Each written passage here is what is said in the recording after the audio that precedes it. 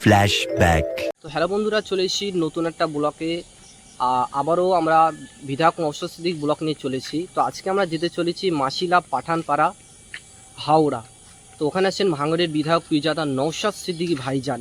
নওশাদ সিদ্দিকী মানেই জানেন যে মানুষের ঢল, ভালোবাসার মানুষ এবং সমুদ্রে যখন একটা ঢেউ আসে তখন একেবারে পানি এমাতো মতো হয়। যখন নওশাদ সিদ্দিকী আসে তখনই কিন্তু লক্ষ লক্ষ মানুষের ভিড় হয়।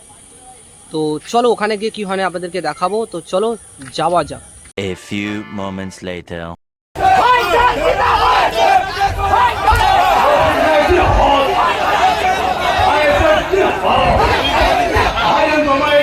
আমরা তোমার পাশে আছি।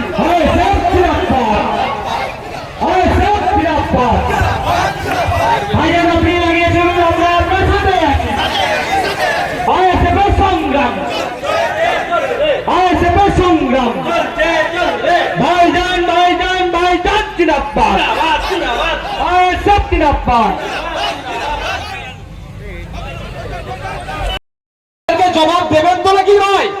সময় জবাব দিতে হবে, কারণ বিপদের তাকেই বন্ধু মনে করবো যে বিপদে আমার পাশে থাকবে। এখন মুসলিম সম্প্রদায়ের মানুষেরা একটু চিন্তিত, একটু বঞ্চিত। আমার পূর্বপুরুষের কবরস্থানটা থাকবে না, চলে যাবে। আমাদের ঈদগাহটা থাকবে না, চলে যাবে। আর ভারত বিরোধী কোন জঙ্গি সন্ত্রাসী কার্যকলাপ আপনার দেশে চলে, তার দায়িত্ব নিতে হবে। এই বার্তা দিয়েছে, এই বার্তা দেওয়া দরকার ছিল, কিন্তু দুর্ভাগ্য আমাদের খেতে দিয়ে তো কেউ মাপেনি। আমরা হাওড়া জেলার মানুষ ফিতের গাছটা দূর থেকে বলে দিতে পারবেন, কিন্তু ওটা কত সাইজ, তাই না? চল 56 ইঞ্চি কি 16 ইঞ্চি, যদি কাছাকাছি হচ্ছে না হলে কিন্তু বলে দিতে পারবে। সন্দেহ আছে আমার, এই 56 ইঞ্চি করে তো, বা 156 ইঞ্চি হলেও কাজ হবে না যদি লড়াকু মানসিকতা না থাকে। আপনারা বলুন, যেখানে 5 মিটার 10 মিটার ছাড়া ছাড়া সেন্ট্রাল ফোর্স থাকে, বড় হাতিয়ার নিয়ে এসে সেখানে ধর্ম দেখে দেখে মানুষকে খুন করে চলে যাওয়ার টাইমটা পেল কি করে? আপনারা একটু কাশ্মীরে ঘুরতে গিয়েছেন, কেউ আছে এখানে? কেউ জানবে? যারা যদি কেউ আপনার রিলেটিভ গিয়ে থাকে জিজ্ঞাসা করবে, আরে বাচ্চাদের খেলনার পিস্তল হয় না করছে, এর বিরুদ্ধে আমরা। আর কি এর বিরুদ্ধে?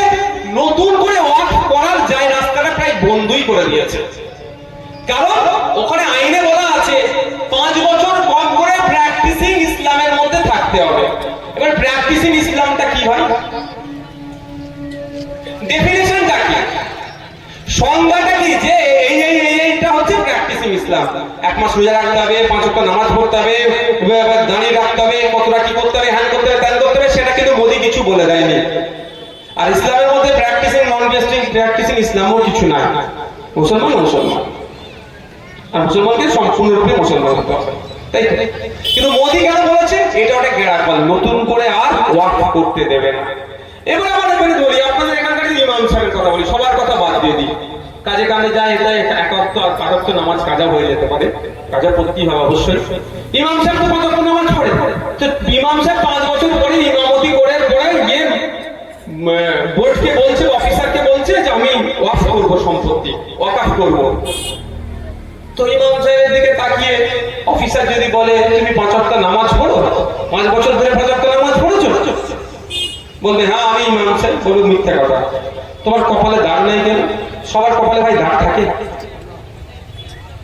দাগ আছে, এরকম অনেক 5 ওয়াক্ত নামাজ আছে দাগ নেই, আর অনেকে 5 ওয়াক্ত নামাজ পড়ে দাগ আছে। তোমার কপালে দাগ নেই কেন? তুমি চলে যাও। বা ওর কপালে যদি দাগ থেকে থাকে, বলবে এই বছরে 29টা রোজা হয়েছে, তুমি তো 25টা রোজা রেখেছে, 4টে ছেড়ে দিয়েছো, তুমি ঠিকঠাক মুসলমান নয়, চলো কেটে পড়ো। এবার উনি 25টা রোজা রেখেছেন না 29টা রোজা রেখেছেন, কেউ প্রমাণ করাতে পারবে আল্লাহ ছাড়া? বলেন ভাই, সৃষ্টিকর্তা ছাড়া পারবে? তো এইরকম ভাবে ফাঁক ফোকর রেখে দিয়েছে, যাতে আগামী দিনে আপনি যখনই ওয়াকফ করতে যাবেন সেই রাস্তাটা বন্ধ করে দিচ্ছে। আপনি অসুস্থ হয়েছেন, সুস্থ করার দায়িত্ব কার? রাষ্ট্রের। সেটা পাচ্ছেন কি আপনারা? আপনার আজকে সুস্থতা হতে গেলে টাকা খরচ করতে হচ্ছে। আপনি পড়াশোনা করবেন, পড়ানোর দায়িত্ব হচ্ছে রাষ্ট্রের, সেটা কি পারছেন? এইগুলো বন্ধ হওয়া দরকার। এগুলো তখনই বন্ধ হবে রাম রহিম যখন একসাথে চিৎকার করবে। আর নাহলে রামেরও সমস্যা হচ্ছে, রহিমেরও সমস্যা হচ্ছে। দুজন কি করছে, একদিকে শুভেন্দু অধিকারী মজিয়ে রেখে দিয়েছে, আর অন্যদিকে ওই শুভেন্দু অধিকারীর ভয় দেখিয়ে মমতা দিদি আপনাকে ভয় কোলে তুলে রেখে দিয়েছে, ফলে এই দুরবস্থা হচ্ছে। আচ্ছা আপনারা বলুন যে আমরা কোন জায়গায় দাঁড়িয়েছি? এই যে আপনারা হাওড়া জেলার মানুষ, এই নবান্নটা তৈরি হয়েছিল কেন জানেন? কেন হয়েছিল? কেন আপনারা জানেন কি? আপনাদের জন্য। এটা পাইলট প্রজেক্ট হিসাবে তৈরি হয়েছিল। এই প্রজেক্ট যদি সাকসেস হতো, এই ধরনের অনেক প্রজেক্ট তৈরি হতো। মমতা ব্যানার্জি এসে এটাকে অ্যাডমিনিস্ট্রেটিভ বিল্ডিং হিসাবে করছেন, ব্যবহার করছেন। এর পরিবর্তে আপনাদের জন্য একটা অফার করেছিল উনি, 400 কোটি টাকা দিয়ে নুঙ্গি স্টেশন আছে জানেন, ওখানে একটা করে দেবে বলেছিল। ভালো কথা। তো 400 কোটি টাকায় 4টি ঈদ গেতেছে এখন ওখানে নুঙ্গি স্টেশনের ওখানে, যেটা এর পরিবর্তে করে দেবে বলে। তাহলে দিনের পর দিন আপনার ক্ষতি করে যাচ্ছে। আর ভোট আসলে কি বলছে, ওইটা এসে যাচ্ছে তোকে মেরে দেবে। মরতে আর কি বাকি আছেন বলুন তো? মরতে আর কি বাকি আছেন? যারা এখানে আছেন, যারা উস্তাগার ছিলেন, এর মধ্যে অনেকে আছে, একটা সময় ছিল এক একটা উস্তাগার 20 জন 25 জনকে কাজ করাতো। সে আজকে টোটো চালাচ্ছে। ভুল বলছি আমি? ঘুগনির দোকান করেছে, একটা বিরিয়ানির দোকান করে ফেলেছে। ভুল বলছি নাকি? তাহলে মরতে আর কি বাকি আছে? এইভাবে ভুল বুঝিয়ে বুঝিয়ে বুঝিয়ে তোপকে মারছে আপনাদেরকে। তাই উঠুন, যা করে তখন আপনার অধিকারের জন্য আওয়াজ তুলুন। যে আগামী দিনে সরকারের পরিবর্তন করলে এই নবান্নটা ওই আমার গার্মেন্টস শিল্পের জন্য আবার আমরা খুলে দেবো। এই অ্যাডমিনিস্ট্রেটিভ বিল্ডিং যেটা আছে, রাইটার্স বিল্ডিং, সেটাকে আমরা চালাবো। এগিয়ে আসতে হবে তো আপনাকে।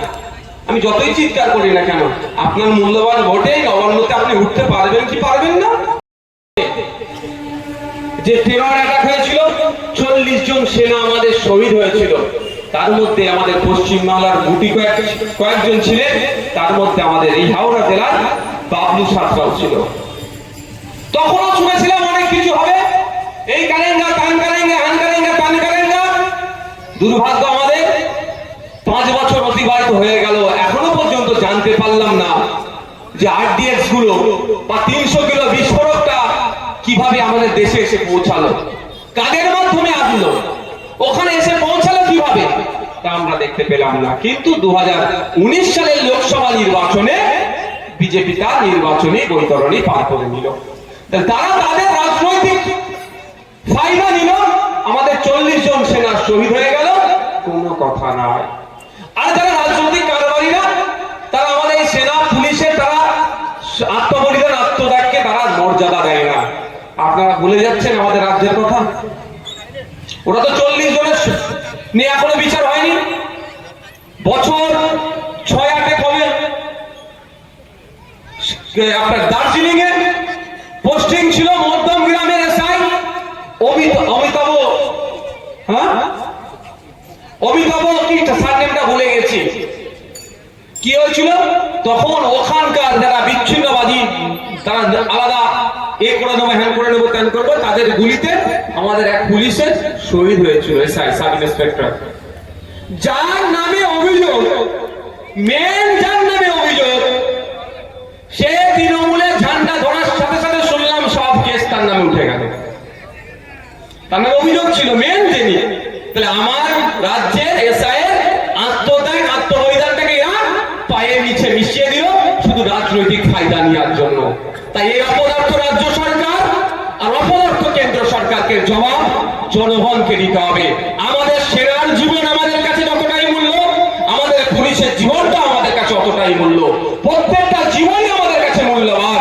এই সেনা বা পুলিশ রাজ্যের জন্য, কেউ দেশের জন্য জীবন উৎসর্গ করছে, তাদের জীবন উৎসর্গ করছে যারা, তাদের এই উৎসর্গিত জীবনকে নিয়ে বা তাদেরকে সামনে রেখে যারা রাজনৈতিক ফায়দা নেওয়ার চেষ্টা করছে, সেই অপদার্থগুলোকে আমরা গণতান্ত্রিক প্রক্রিয়ায় রাজনীতির মাধ্যমে আমরা উত্তর দেব। হবে তো নাকি ভাই? আওয়াজ তুলতে হবে।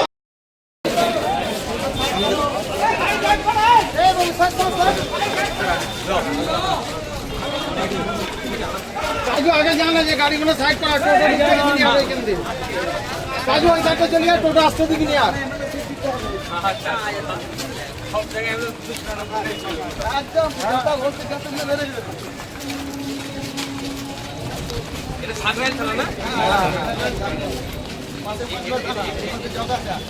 তো দেখলেন বিধায়ক নওশাদ সিদ্দিকীর মিটিংয়ে যখনই ডাক দেয় তখনই এত মানুষের ভিড় হয়। আমি ভাবতে পারি না যে ভাঙড়ের বিধায়ক এত তাড়াতাড়ি কিভাবে এত জনপ্রিয় হয়ে উঠেছে। নিশ্চয়ই তিনি মানুষের জন্য কাজ করছেন, না হলে এত তাড়াতাড়ি তানাকে মানুষ এত কাছে পেত না এবং এতটা ভালোবাসা মানে বাসতো না। যেহেতু ভাঙড়ের মানুষরা এতটা ভালোবাসে, তো বাইরের মানুষ ততটাই ভালোবাসে, কারণ তিনি মানুষের জন্য কাজ করে, গরিবের অসহায় মানুষের পাশে থাকে, সেই জন্য তানাকে সবাই ভালোবাসে। তো খুবই ভালো লাগে, ভাইজানকে সাপোর্ট করো আর এইভাবে পাশে থেকো। তো আজকের ব্লগটা এই পর্যন্তই, দেখাচ্ছে নেক্সট একটা ব্লগে। তত সবাই ভালো থাকবেন, সুস্থ থাকবেন, সবাইকে অসংখ্য ধন্যবাদ।